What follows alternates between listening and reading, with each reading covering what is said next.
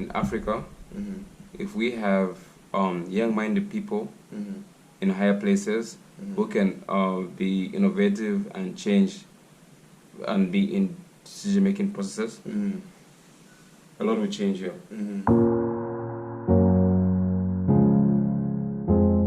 Okay, what's up guys? Again, Asher here with another video. I'm here with my best friend Godfrey from childhood. We go way back.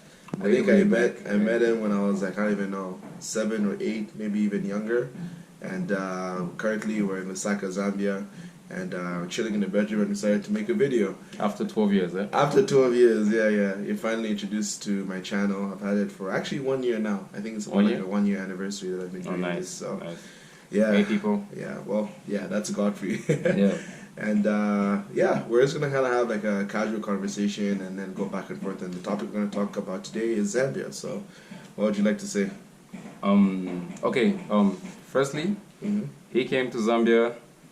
We had a good time. Livingston, went to see the Victoria Falls, Mount Antonia, went for a game drive, so elephants, chimpanzees that actually stole our Fanta. Yeah, so endangered rhinos. It was pretty fun. But literally, he's going tomorrow, so I had just to do this with him. But one question I'd like to ask you, dude. I know Zambia's been fun and whatnot, but what has changed for you since you were here 12 years ago? You know what? Two things. I can answer the question by saying not much has changed, and I can also answer the question by saying a lot has changed. So I can start with the not much has changed, right? So I'll start with the not much has changed. When I look around and I see just like the general areas of Lusaka, I know some areas of the city. So Lusaka is the capital of Zambia, right? And so when I see certain areas where I used to drive through before, nothing has really changed. But I also noticed that there's been like, malls that have been built. Skybar. These nice looking bars, these fancy looking malls. Like, the only fancy place that when I was growing up here was Manda Hill. That was the only fancy place. But now we have East Park, we have East Mall, whatever. All these different places. Cosmopolitan. Yeah. So like there's nice new malls. But in terms of like the buildings, like the places where people live and stuff like that, like, the electricity issue, right, with power outages. Obviously poverty is still like something that exists. From that perspective, not much has changed, right? Yeah. So, I mean, how can I say? Okay. It's unfortunate. Okay. Yeah. Would you like to come back in like a few years? Yeah, coming back, of course. Like to stay, you mean, or to visit? No, like to visit. Yeah. Recommend people to come here and actually have fun. Like what you did, the falls and whatnot. Yeah, of course. I'm gonna come back frequently now, because obviously the last 12 years, me and my brothers were going through school. School, and my parents would always come back, and I always told them like, "Oh, when are you going to pay for us to come?" Then they say, "There's four of you. How are we going to pay tickets for all of us?" And then like we can't just take one at a time, right? So they said, when all of you guys are ready, we can all go together. Okay. And so it was like perfect timing. And now we don't have to wait another 12 years to come back. So like literally, me and Chilekwa is my brother. Shout out to him. We might come the next year or the year. Yeah. I always want to see what Canada's like. Experience their culture. Have a blast. Yeah.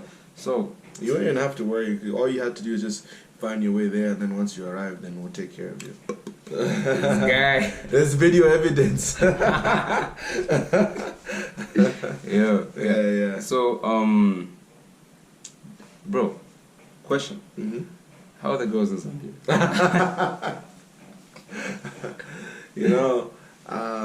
The girls in Zambia are amazing. They're very, very amazing. Again, there's many things about Zambia that I forgot, because I left when I was 13 years old, right? And moving to new countries and new experiences, it kind of like changes your mind. Like you start to forget things because you're in a new environment and whatever. And so like I did have like a vision of Zambia, but at the same time when I was 13, like I was only starting to get interested in girls. So I didn't even like have like a high an image of what Zambian girls would be like, right? And when I came here and I saw the Zambian girls, I was just like, wow. Wow. Dude. And the funny thing is, coming from Korea, totally different. You know? Again, I'm not insulting Koreans are nice as well. I'm not insulting Korean girls. Yeah. I'm not insulting Korean girls. But they're very, very different in the looks. You know, they look completely different. And so, yeah, coming from yellow fever, you know what yellow fever means? When someone is attracted to Asian girls. Yeah. Okay. So I had yellow fever, and now I've come to Zambia and I'm getting jungle fever. That's what they say. And then you're going back to Canada. And then I'm gonna go to Canada and get vanilla fever. Literally, you would say you've had a good time here. I would say I've had a good time. Yeah. And like I said, I would come back. Go ahead. Yeah, like yesterday, you even told me you saw infrastructure you didn't expect to see.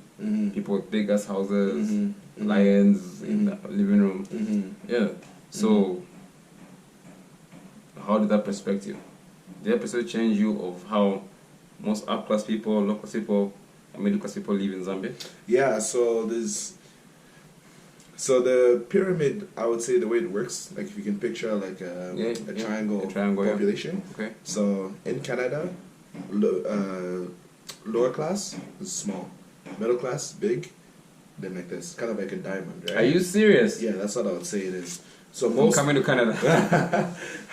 Again, that's my understanding, right, of it. Okay. Like there are people that live in poverty, there's people that like are in government checks and stuff like that. But I would say most of Canada is in the middle class. I could be wrong. I can double check it, but maybe I'll use a Google image to confirm what I'm saying. Okay.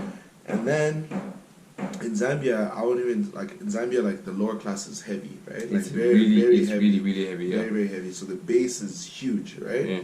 And then the middle class is a good section of middle class people as well, right? And then the 1% is tiny, like it's literally like just very small. You literally compare it to the economy of the US. Yeah. The 1% is literally just there. Yeah. Small. Middle class is there. People trying to survive. Yeah. Inflation hits, everyone gets affected and whatnot. But yeah. But yeah, going back to what you're saying about the big houses and stuff. So I think I was talking with Theo. Theo's my brother. I was talking with Theo and we're talking about like how the middle class come to be in Zambia, or like how these people end up becoming extremely rich. So obviously there's people that do study in Zambia, or they come or they go and study abroad and they come back and work in Zambia, and they have many different jobs. You can work in banking, you can work in whatever, all these different industries, right? But for the people that do become the 1%, he was telling me that like agriculture is a big thing in Zambia, right? Yeah. So a lot of people that actually are extremely rich in this country tend to invest in agriculture. It is, especially maize, what you guys call corn. Yeah, we call it maize here. Maize, because staple food usually in Zambia is shima, made out of cornmeal, or call it maize meal. Yeah. So, like, most investors or most people in Zambia. Okay, let me put it this way. Zambia has got sectors. Mining sector, we've got copper. We've got agriculture sector. That's the farming maize and whatnot. And which other sector? And the power sector. That's hydro. Yeah, hydro. We actually export power to countries like South Africa. Stop xenophobia. Thank you. And which other countries? Okay, mostly our neighboring countries: South Africa. I think Namibia. I'm not sure. I think Namibia. No, Zimbabwe for sure. I know Zimbabwe will export power there. Yeah, so like we're a resource country. Yeah, we're a resource country. We are funded by our resources. Mainly we're a resource country. Our copper brings us money. So mining, agriculture, and power. Yeah. So if you're somebody that works in those sectors, as obviously not like a laborer, but somebody that's working in those sectors, then you can make a lot of money in Zambia. Yeah, our power sector is Zesco. It's actually a monopoly. Yeah, it's monopoly. The only power company there. And we've got the mines. Lumwana, Copperbelt, KCM. All those are big industries. These guys make billions and billions of dollars every year. Yeah. So yeah, so fun. Zesco even more. I think they're actually one of our biggest sources of income in Zambia. Wow. Yeah. So, actually, I don't know if you know this, but Zambia is what, second or third in the world in terms of exporting copper, right? I don't know where they're ranked, but at least top 5, right? Yeah, top 5. Yeah, top 5 in the world in exporting copper. So, yeah, very, very rich land when it comes to like mining infrastructure. Yeah. And actually, with the hydro thing, we have like Lake Kariba, right? Man-made, man-made, and we'll have the Zambezi River, which somebody told me actually that Zambia holds up to almost 30% of the water in Africa, which is crazy. How much water we have over here. That's why, dude, I won't lie to you. Most people here, you build a house, just get a borehole, drill down, you have that, drill down, you find water. So most people prefer getting water from the cleanest source of water you get in Zambia. Yeah. So most people, if you got the money, most people prefer to drill a borehole. Yeah. Wow. Yeah. That's interesting. So yeah, I mean, we do have our shortfalls obviously in this country with regards to water, like you said. So not everybody's able to drill like a borehole. Not everyone is able to get access to electricity and stuff like that. And so these are some of like the things that like I would expect. Big challenges, yeah. Yeah, they're big challenges. These are some of the things that I expected. Food. So I expected to see some improvement when I came back. But then when I realized, like, oh, some of these things are still like an issue in Zambia, it's kind of crazy, right? We're not going to go into like politics about why like this is happening and stuff like that, but it's just addressing, you know, how time has what changed. I'll tell you is, initially, people have tried to address these issues, but then the numbers have been small. Yeah, so, you know, like, if not everyone is on board, nothing's going to work out. Yeah, so you find maybe 200 or 300 people. So, okay, no, let's help people in the lower class, whatnot. Yeah, so if they'll do a campaign, they'll do a whole advert about it, put billboards, whatnot. And if everyone that drives to that billboard is uninterested, it doesn't go through. Yeah. But then, yeah, there's some people that are aware of these situations. It just needs support. It just needs support. The UN has been very helpful. They've tried, trying to eradicate, especially hunger, to people who don't have food, like in Zambia. Yeah, they've been supportive. USAID, yeah, most of these NGOs, yeah, they've been very. I even heard about African Union, African Union, when I was flying from South Africa to come here actually, and I just happened to be reading the magazine because I had no Wi-Fi. So when I was reading the magazine, there was this one section where I was talking about Africa and whatever, and talking about the many issues that are facing us as a continent, right? So on there's apparently Africa actually has the most people from the ages of 15 to 34 in the world. That's what they're saying. Like there's just so, which actually goes to show that there's so much potential. There is so much potential. Yeah, bro. Let me tell you, Asher.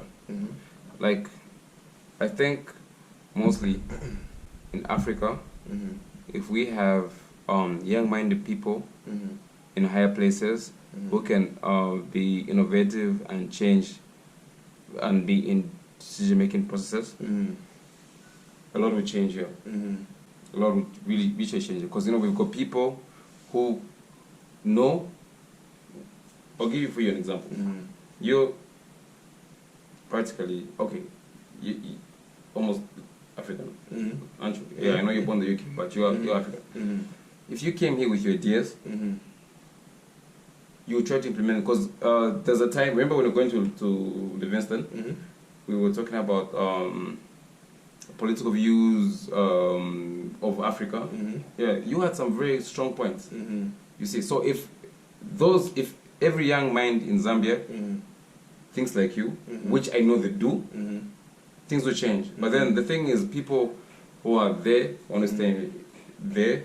So it's hard for young people, to become innovative, get into those places. But trust me, Africa will change if we had a lot of young minds in those sectors. Yeah, that's 100% correct. Yeah. Yeah, like we're saying, yeah, in that same magazine I read, they're talking about empowerment, right? Yeah, Empowering the people. Yeah, yeah. They're talking about employment, having enough jobs out there. They're talking about it's like the 4 or 5 E's. I forget the other 2 E's. Entrepreneurship, like you said, innovation, and then the other one, whatever the other E was. But still, these are certain areas that I guess in the future, hopefully, you know, the next generation, not even the next generation, our current generation will be able to solve a lot of these problems. But anyways, that's pretty much it for the video. I don't want to go too deeply with this conversation, but it's been fun.